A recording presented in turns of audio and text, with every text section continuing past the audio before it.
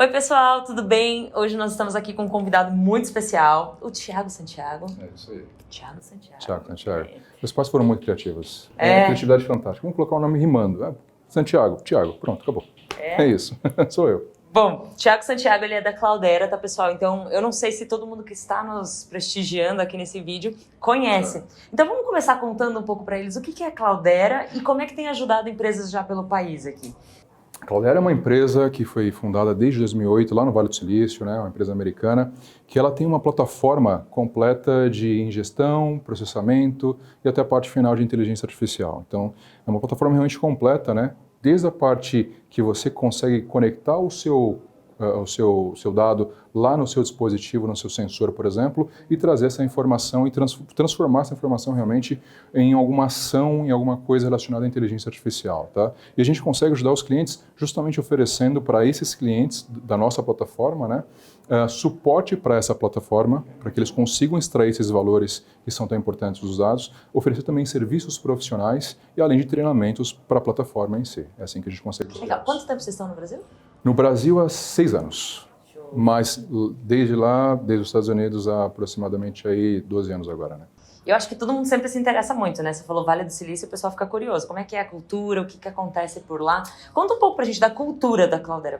Como é que é lá dentro? Tem tobogãs, a pessoa... Como é que... Então, isso é muito interessante porque o que acontece? A Cloudera hoje já não é mais uma startup, né? Ela é uma empresa gigante, ela está posicionada ali do setor financeiro, por exemplo, de 10 maiores bancos mundiais, ela está em 8. De telco, telecom, dos 10 maiores telcos, ela está em 9. Então, assim, em outros setores de governo, setores da própria tecnologia, né? Então, assim, de uma forma geral, ela está espalhada, ela já não é mais uma startup. Mas o interessante é, ela continua mantendo esse espírito de startup. As pessoas têm... Aguerrida, né? e as pessoas têm lá... total liberdade para conversar, para expor, para ouvir e ser ouvido, então isso é muito legal. Além disso também é muito bacana, é fantástico trabalhar lá porque eles realmente simpatizam e gostam de trabalhar com a pessoa, com o humano. Então o Thiago não é só um número, né? O Thiago é uma pessoa lá. Existe até um programa bem interessante chamado Cloudera Care, para você ter uma ideia, super legal. Então uma vez nesse programa tem também o Cloudera Day, né? Uma vez por ano, o Thiago, a Clarissa, enfim, os funcionários Cloudera podem simplesmente tirarem um dia de folga. Mas esse dia de folga não é exatamente folga. Você tem que prestar algum serviço à sua comunidade. Você tem que fazer alguma coisa para a comunidade e apresentar isso para a Cloudera. E aí você vai ser automaticamente também recompensado por isso. Então é muito legal.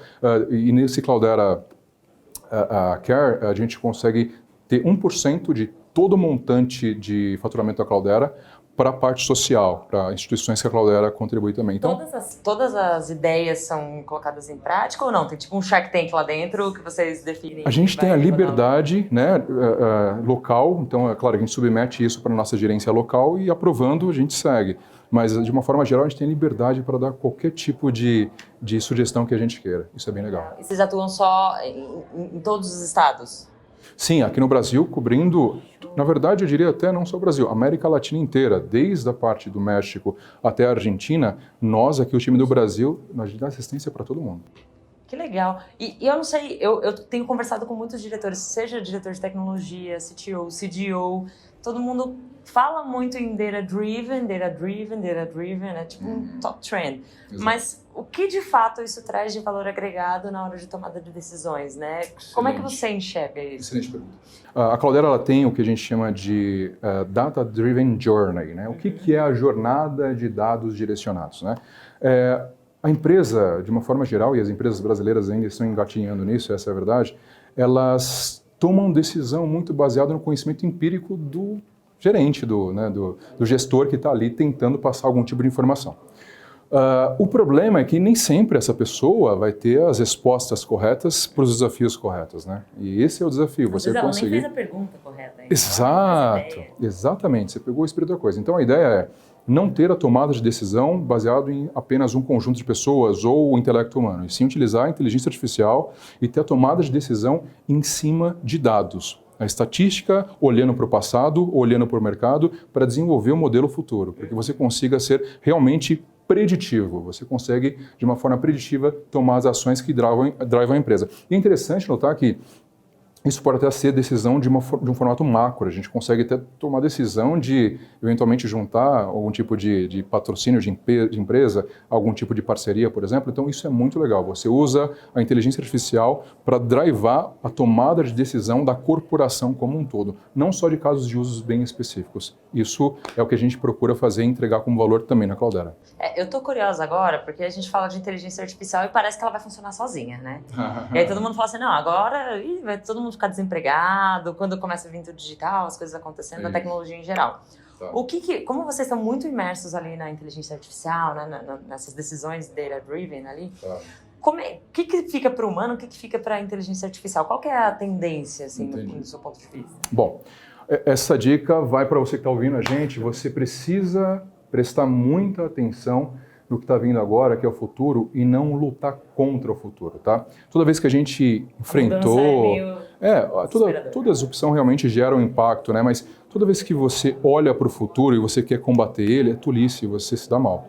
A ideia é que você abrace isso, que você tenha um mindset de crescimento, que você consiga enxergar as oportunidades, que você veja quais as possibilidades ou quais capacidades você precisa melhorar para se adequar e para trabalhar junto com a tecnologia. Que a inteligência artificial trabalhe junto com a inteligência humana, que elas trabalhem colaborando para, né, que o profissional seja o profissional mais preparado.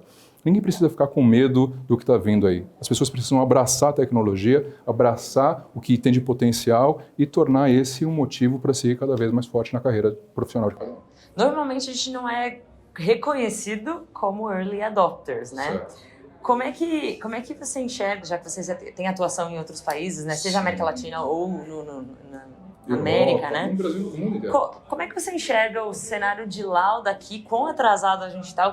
Dá tempo de chegar nessa corrida tecnológica, de ser vanguardista, de fazer coisas bacanas? Olha, eu sou um entusiasta e eu tento ser sempre um cara que olha a coisa do lado positivo, né? O copo meio cheio. O copo meio cheio, exatamente isso. Então, a ideia é, sim, cada escolha é uma renúncia. O Brasil, infelizmente, está um pouco atrás. A gente escolheu, talvez, ter uma postura mais defensiva ou mais precavida, mas tem uma vantagem nisso. A vantagem é, os Estados Unidos, principalmente, está bem evoluído nisso, a Europa também, mas principalmente os Estados Unidos, bem evoluído no data-driven e no LGPD, né, GDPR, por exemplo, né?